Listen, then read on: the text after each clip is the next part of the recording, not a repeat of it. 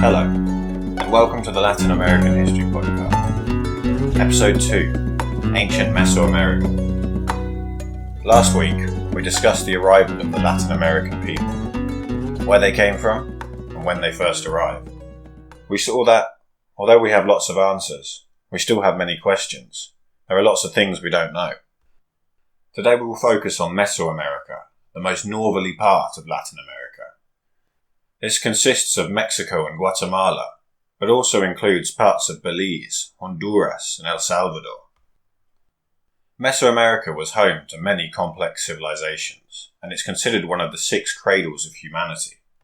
It is famous for being home to the Aztec and the Maya, although these are just 2 of the many civilizations that rose and fell in the area. Many of the things we think of when we imagine the Aztec and the Maya were actually established by earlier cultures. They also had many contemporary civilizations which could rival them. Most of these left behind impressive ruins and writing systems as well. All this means that we have lots and lots to go on when talking about the history of Mesoamerica. Because of this, the region will have 6 episodes covering it. This episode and the next will focus on ancient Mesoamerica and some of the less famous civilizations there. This will be followed by 2 on the Aztecs, and then 2 on the Maya. These first 2 episodes will introduce the region, lay the groundwork, and hopefully shed some light on some fascinating and understudied cultures. As we discovered last week, we don't have a strong chronology for the arrival of people in Mesoamerica. It is impossible to say when people first arrived and who they were. We also don't know where they came from. They may have travelled south through the continental USA, or they could have come down the Pacific coast. For all we know, they could have come up from the south or the Caribbean.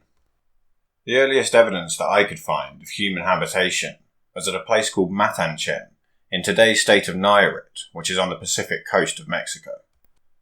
The Paleo-Indian phase of Mesoamerican history, that is, the age of hunter-gatherers, lasted from these first arrivals up until around 10,000 to 8,000 BC. Of course, this date would have varied between regions. These people probably would have existed in a similar way to European cavemen. They would have lived in small groups and moved around in search of food. People eventually discovered agriculture, and permanent or semi-permanent villages would have started to spring up as people became tied to the area where they'd planted their crops. It's thought that the first really distinct culture to grow up was the Capacha. This developed on the central Pacific coast of Mexico. These people are thought to have existed for around 1,000 years before dying out in around 1000 BC. They produced a unique style of pottery and buried their dead in shaft tombs.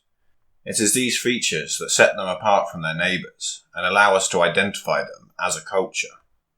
This was a real step forward for Mesoamerica, as it's one of the first steps in developing civilization. There is also evidence that other contemporary cultures started to emerge, such as those found at El Opeño, further up the coast. It seems that the Capacha traded with these people. Amazingly, some scholars have noticed similarities between the Capacha style and those of civilizations found as far away as Ecuador. The implication is that even at this very early stage, trade was happening across this massive distance. The Capacha flourished for a while and then disappeared. Why this happened, we're not completely sure. As you move inland from the coasts, you meet the mountains. These rise up and form a great central plateau. Right in the centre of the country is an area simply known as the Valley of Mexico. Throughout Mexican history, this will be an exceedingly important place. It seems that this importance goes back to the very beginning. A people called the Tlatilco developed there in around 1200 BC. Not much is known about these people, but we found figurines, pottery, grave goods and masks. This suggests that they had their own unique culture and style. They disappeared around 800 BC. These early peoples then, such as the Capacha and the Tlatilco, were the first unified cultures that emerged in the region. It's unlikely, however, that they had an organised state. It is this that's often seen as the next step in the development of civilization. Both cultures were discovered in around 1940, and they challenged previously held ideas about the history of the region. It had previously been thought that a group called the Olmec were the first people to develop settlement and agriculture. Although we now know this not to be correct, they would, however, have been the first people to create a centralised state, and their culture would have appeared much more impressive to outsiders. Traditionally, the Olmecs have been considered a Mesoamerican mother culture. This means that their achievements helped to give birth to all those cultures and civilizations which followed. The discovery of these earlier civilizations, however, poses a bit of a problem for this theory. During the later stages of the Tlatilco culture, similarities start to emerge between their art and that of the Olmecs. Now, this could be because they came under the influence, at least culturally if not militarily, of the Olmecs. However, it could have been the other way round. Maybe the Tlatilco were doing the influencing. Unfortunately, we don't really have enough evidence to say. This hasn't stopped people arguing, however. Some historians prefer to use the phrase sister culture when referring to the Olmecs. This articulates the idea that several cultures developed around the same time, and that all of them influenced later peoples. This mother culture versus sister culture debate is still ongoing. Whatever your view, there's no doubt that the Olmecs had a massive influence on later Mesoamerican history. A crude analogy to help understand this can be found in the ancient Mediterranean world. Now, of course, these analogies should be taken with caution. Although there are many similarities, obviously there are also many differences. I think we can learn something, however, from making a comparison. As you may know, the Romans considered themselves cultural descendants of the Greeks. As such, they borrowed much from them. Roman architecture is very similar to that of the Greeks, as are their philosophical and literary traditions. The Romans even borrowed the Greek gods, they just gave them different names. The mother culture concept suggests that later Mesoamerican civilizations, such as the Aztec and the Maya, owed a similar cultural debt to the Olmec. They had similar architectural features such as the pyramid. They also played the same games, and their gods had much in common. Now, the evidence suggests that this is all pretty undeniable. The question is, however, how much input did other peoples, such as the Carpacha and the Tlatilco, have on the development of Mesoamerica? Whatever the answer to this question, something that's not in doubt is that the Olmec took civilization to a new level. They were based around the Gulf of Mexico, in today's states of Tabasco and Veracruz. This is a tropical, low-lying area, and today it is covered in banana plantations. This is the area where Mexico is at its narrowest, and it starts to curve round to form the Yucatan Peninsula. It is thought, however, that the ancestors of the Olmec migrated from Chiapas. This is in southern Mexico, close to the border with Guatemala. It is here that these ancestors, known as the Macaya, first started to form primitive settlements. It is also here that two prominent elements of Mesoamerican culture first emerged: the farming of cacao, from which chocolate is derived, and the Mesoamerican bull game. They founded their first city at San Lorenzo Tenochtitlan, not to be confused with the Aztec Tenochtitlan, which came much later. As I said before, this can be seen as the first true Mesoamerican state. Previous cultures consisted of villages, or groups of villages, with no central government. Olmec civilization, however, had a social elite which could direct the efforts of the bulk of the population towards building great cities. These elites used jewellery and other symbols to mark their social status. That said, the Olmec lacked some institutions of state, such as standing armies, which were found in later cultures. The Olmec were also the most scientifically advanced society to develop so far. There are tentative suggestions that the Olmec may have developed the first writing system found in the region, and several symbols have been found which resemble later Mayan hieroglyphics. Some historians also believe that they may have created the long count calendar, although not everyone agrees with this statement. If true, this means they would have developed the concept of the number 0, an important mathematical idea that was not seen in Europe until much later. The Olmecs are also believed to have practiced human sacrifice, something which gave their descendant civilizations such infamy. Now, seeing as I mentioned that the Olmecs played the ball game, And because this is such an important part of Mesoamerican culture, I may as well explain what it is now. It was played by pretty much every later civilization, and most cities were home to ball courts. These were rectangular pieces of land, often with ramp-like structures running lengthways down their sides. Their exact size varied, as would the ratio of length to width. These stone slopes, or aprons as they're called, were often covered in elaborate carvings depicting the game being played. At the bottom they sometimes had flat parts, which may have been used as seating for the spectators. The courts were clearly given great importance, and they were often found right in the centre of a city, close to the temples and the houses of the rulers. The game was played with rubber balls, made through a process of vulcanization.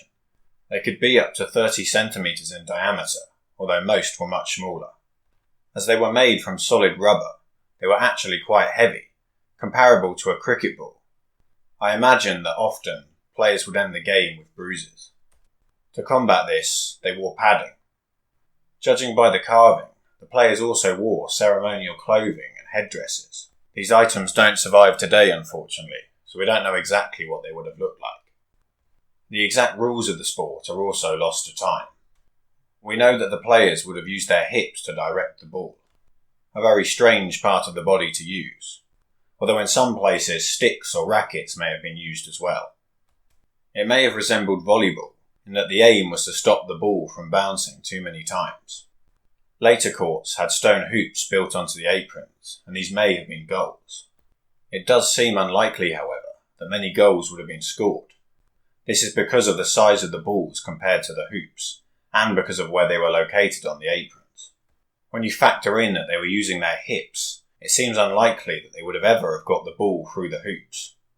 Perhaps I'm underestimating the skill of the ancient Mesoamerican players, however. There are two variants of the game still played in Mexico today. Ulama is played in Sinaloa, in the northwest of the country.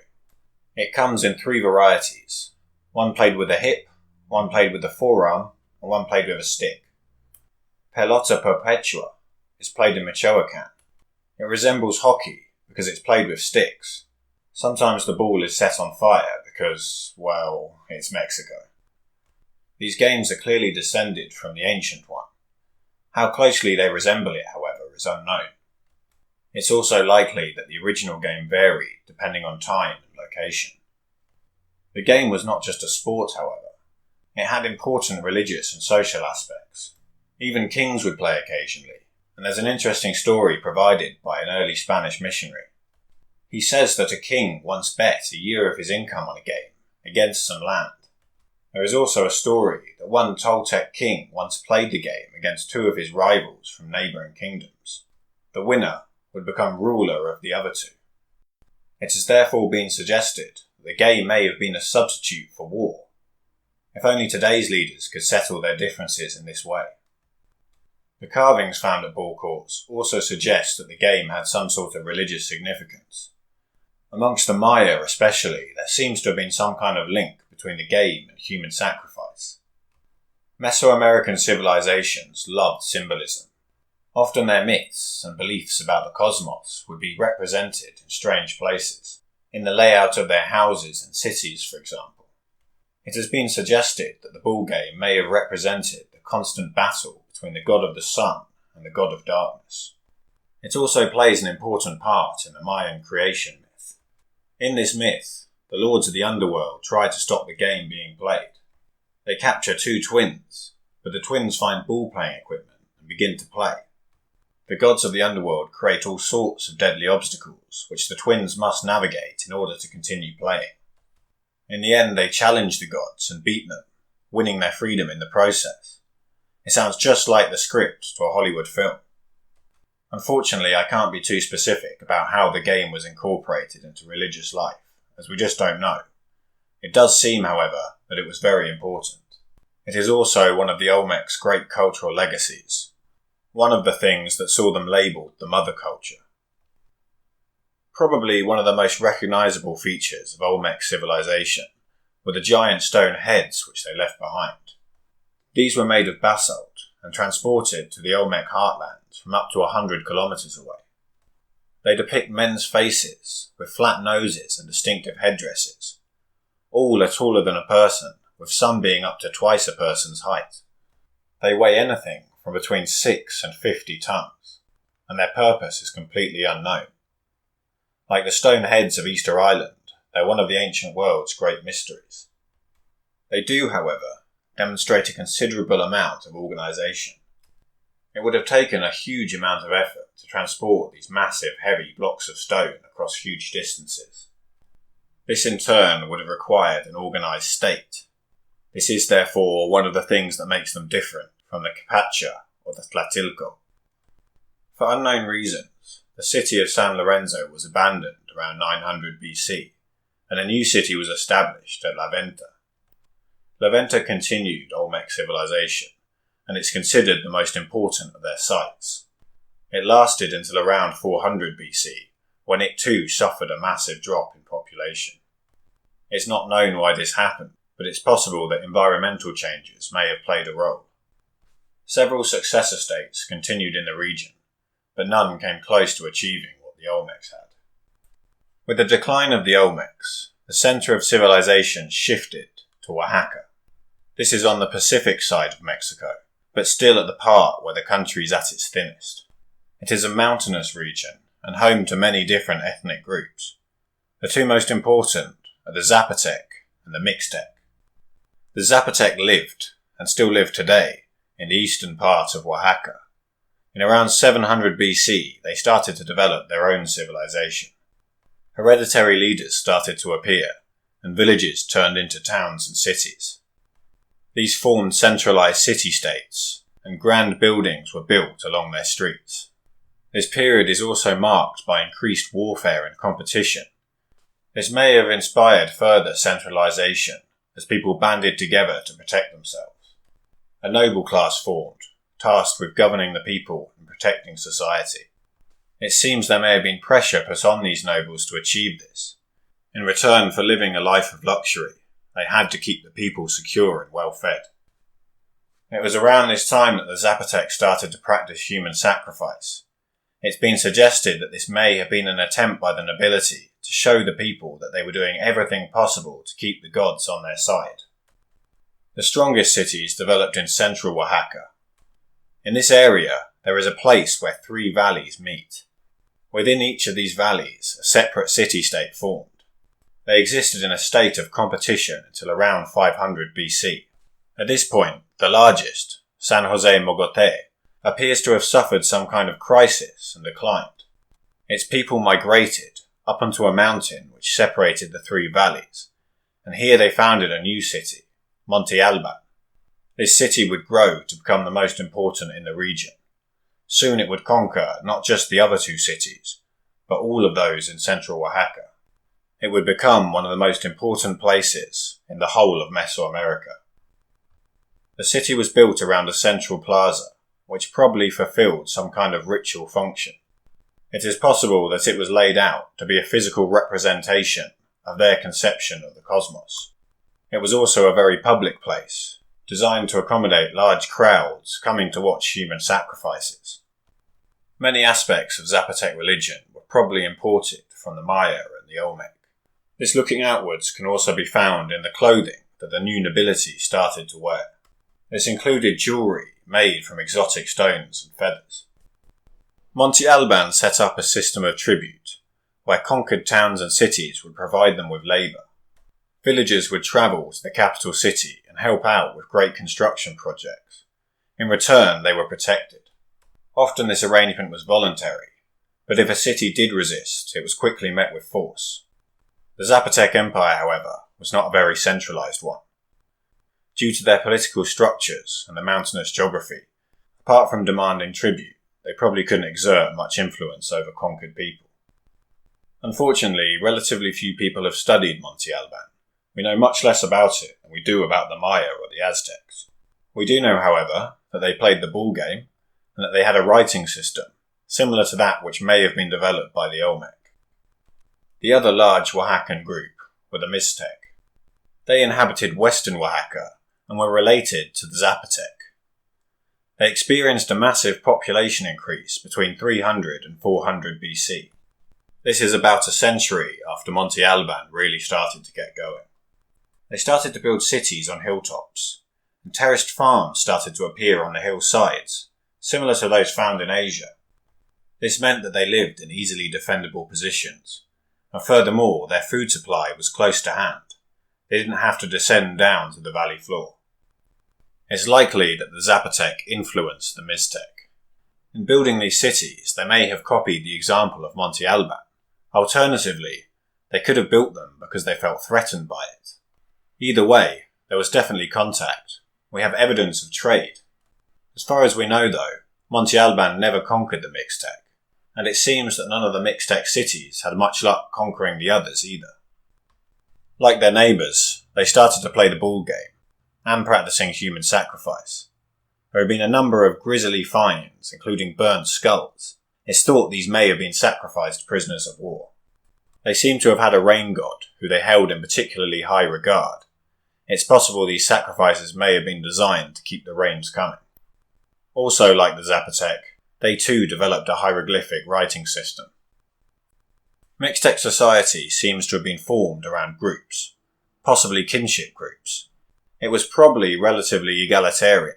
While some groups may have been higher or lower status, it seems that the differences between the nobility and the elite were not very pronounced, at least not compared to other societies. Cities were ruled by councils rather than kings, and wealth was fairly evenly distributed. Each kinship group would work together to try and improve their collective position in society. They would compete with each other and jostle for position. This may have led to a degree of instability in Mixtec cities. After a few hundred years, this first wave of Mixtec city-states started to collapse. Many were abandoned, and there's evidence of fire at some of them. Some historians have suggested that civil strife may have led to a violent end to the Mixtec societies. Others, however, believe that environmental factors or warfare may have played a part. Like with so many things during this era, we just can't say for sure. That brings the episode to a close. Next time, we'll continue our rundown of ancient Mesoamerica and move things forward to the classical era. It's during this time that the really big civilizations start to emerge. Until then, I hope you've enjoyed it. Thanks for listening to the Latin American History Podcast.